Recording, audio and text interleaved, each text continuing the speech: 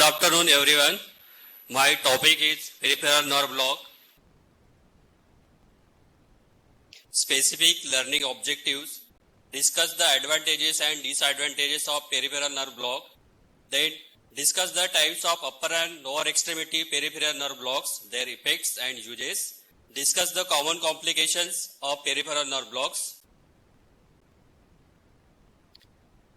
We will discuss under headings introductions, neurophysiology and pharmacology, complications of peripheral nerve block, types of block, upper extremity and lower extremity blocks. Introduction. It is a part of preemptive multimodal analgesic technique, providing safe and effective post-operative pain management with minimal side effects. It is appropriate for both inpatient and outpatient settings. It affords both anesthesia and extended analgesia for variety of surgical procedures.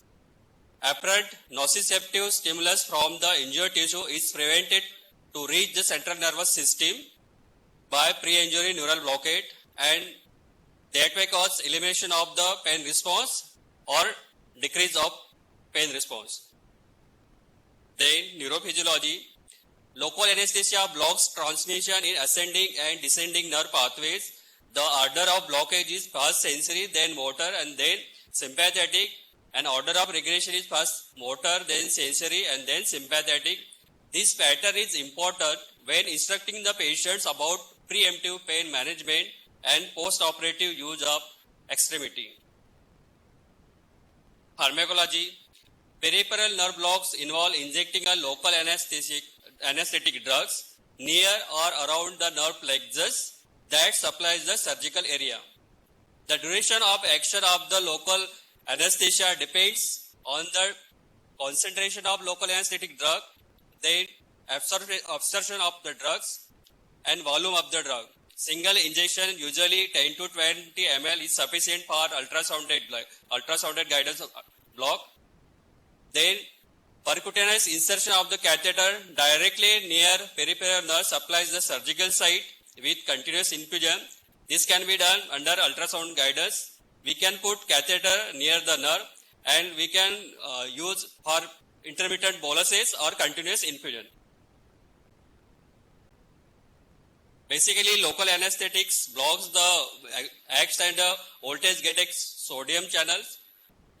At the cellular level, sodium influx occurs. This causes generation of action potential and depolarization and conduction of the impulses.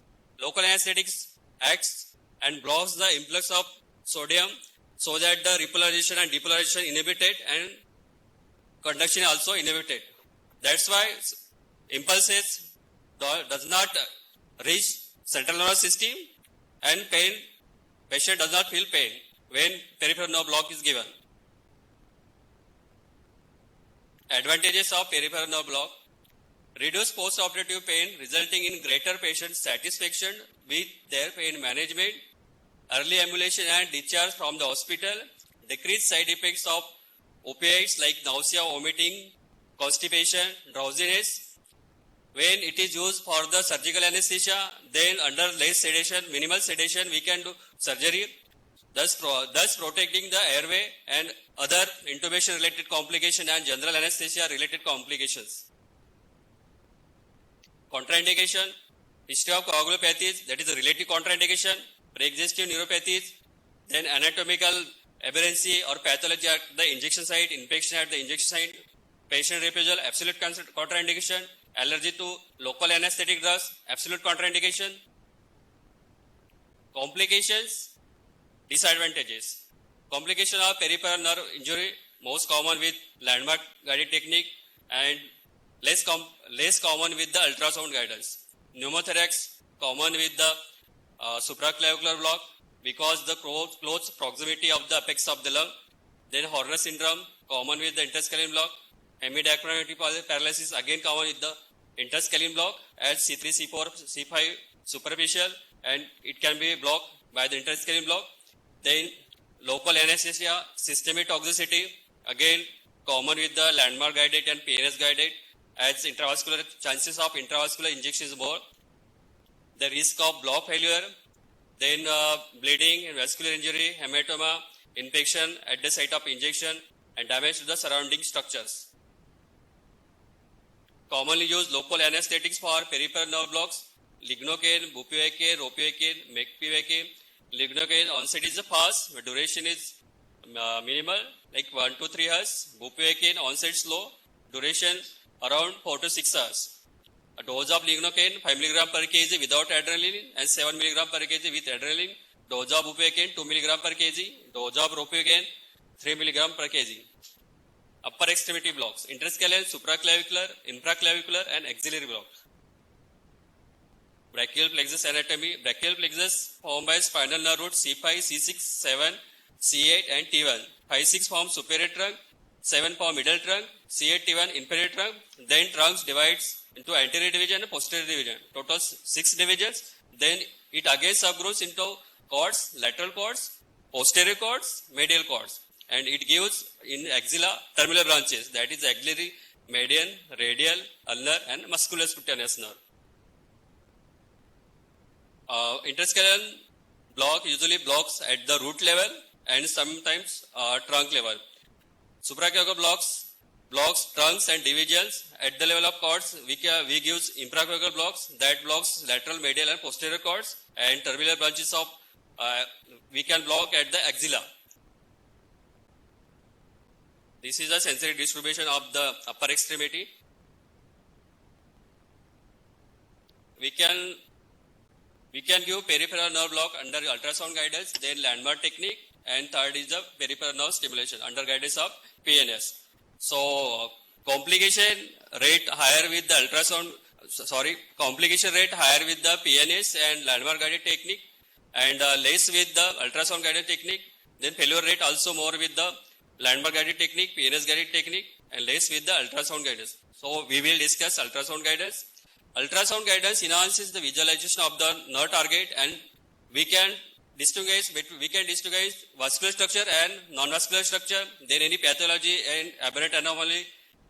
Then we can use minimal amount of drug, like 10 ml is sufficient for the most of the blocks, so that the local anesthetic toxicity can be avoided. Then under ultrasound guidance, we can visualize the whole length of the needle, so the complications like the nerve injury is less. Then it allows the smaller volume, as already told. This is the interscalene block. This interscalene block used for shoulder and upper arm procedure, proximal humerus. It is not recommended for the contralateral phrenic palsy and pulmonary function impairment. This is the sternal cleidomastoid muscles. Sternal head, this is the clavicular head, this is the EJV, this is the interscalene groove between the anterior scalene and scalene medialis. So we have to enter needle here under PNS guided and check for twitches or the deltoid muscle, pectoralis muscle, or biceps or triceps. This is the sono anatomy. This is sternus cleidomastoid, anterior scalene. This is a C5, C6, C7, middle scalene muscle, C7 vertebrae. So needle path should be from here, lateral to medial, like here. And we have to deposit drugs here. 10 to 15 ml is sufficient. It will take 5 to 10 minutes for action. And depend on the drugs, lignocaine or bupivacaine, action lasts for 3 hours to 6 hours. Then again supraclavicular block. The indication for supraclavicular block is surgery of the upper arm, except proximal part, elbow, forearm surgery, wrist surgery, and hand surgery. Pneumothorax is the potential complication due to the proximity of the apex of the lung. Volume of the drug approximately 10 to 20 ml or 15 to 20 ml for PNS guided. This is a ultrasound guided technique, implant technique. Place a probe transversely parallel to the clavicle. This is sono anatomy. This is subclavian artery. This is the brachial plexus. This is the first rib. This is the pleura.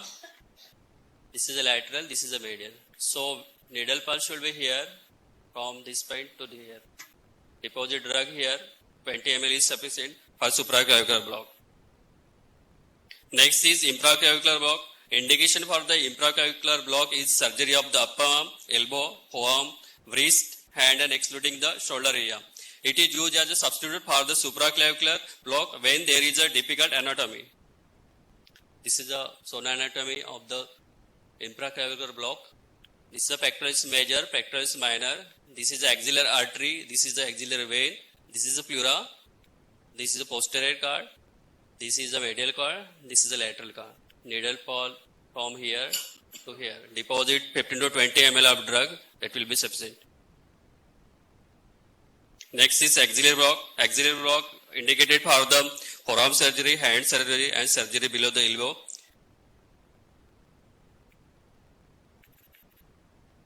This is the zona anatomy of axillary block. This is the axillary artery, radial nerve, ulnar nerve, medial nerve. This is the musculocutaneous nerve, biceps muscle. This is the triceps. This is the triceps muscle and this is the coracobrachialis muscle.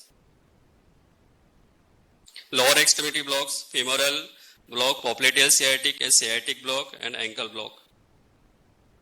Femoral nerve is the largest branch of lumbar plexus like L2, L3, L4. It is indicated for the anterior thigh surgery, lower leg surgery, and medial side of the leg, ankle, foot surgery along with the sciatic nerve block. It gives the complete analgesia for lower leg.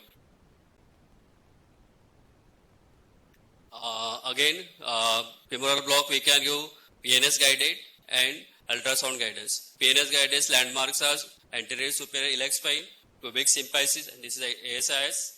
Pubic symphysis, draw a line from ASIS to pubic symphysis, palpate the femoral artery, 1 to 1.5 centimeter lateral to the femoral artery, mark the point, then 1 centimeter below the inguinal ligament, mark the point, and needle entry point is 1 centimeter below the inguinal ligament and 1 to 1.5 centimeter lateral to the femoral artery. Direction of the needle 40 to 60 degrees towards the cranial. This is a ultrasound image of the femoral lobe. This is the femoral vein. This is the femoral artery. This is the femoral nerve. This is the fascia iliaca. This is the pectineus, iliopsoas muscles. So needle path should be from here lateral to medial, here to here. Deposit around 15 ml of local anesthetic, and action will become after 5 to 10 minutes. Next is popliteal sciatic block and sciatic nerve block. I will discuss sciatic nerve block. For sciatic nerve block, landmarks are greater trochanter and ischial tuberosity. Draw a line from ischial tuberosity to greater trochanter, and midpoint of the line, this line is the point of entry of the needle. Next is ankle block. Ankle block is performed at the tibial nerve, sural nerve, deep and superficial peroneal nerve, and the saphenous nerve. It is indicated for the surgery of the foot. The pertinent landmarks of the posterior tibial artery, dorsal pedialis artery, tendon of the hallucis longus, medial malleolus, and lateral malleolus.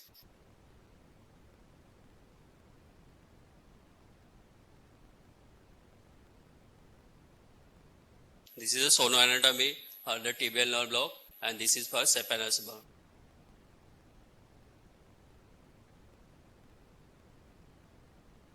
This is a nerve, posterior tibial nerve. This is the saphenous nerve. This is the hallucis longus muscles, digitorum hallucis. Posterior tibialis tendon. So needle path should be from here to here. Require at least 10 ml of local anesthetic drug to block this nerve. Again, this is the saphenous nerve, and saphenous nerve accompany the saphenous vein. Next is ankle block, landmark guided technique. We can give ankle block as a subcutaneous local infiltration as a ring fashion. So we have to block 5 nerves, sural nerve, superficial and deep peroneal nerve, saphenous nerve, and posterior tibial nerve. So sural nerve is the posterior to lateral malleolus, and superficial peroneal is anterior to lateral malleolus. So we have to block sural nerve and superficial peroneal nerve in a ring fashion. Infiltrate local anesthetic drug subcutaneously in between the Achilles tendon and lateral malleus, and laterally goes towards the midpoint between the medial and lateral malleus. Inject 5 to 10 ml of drug. Then deep peroneal nerve, palpate the dorsal pedialis artery, medial to dorsal pedialis artery, and lateral to hallucis longus tendon. This is a needle entry point around 5 centimeter to the 1 centimeter depth. Infiltrate 3 to 5 ml of drug that will block the deep peroneal nerve.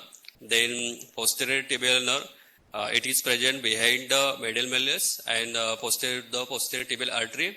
Palpate the posterior tibial artery.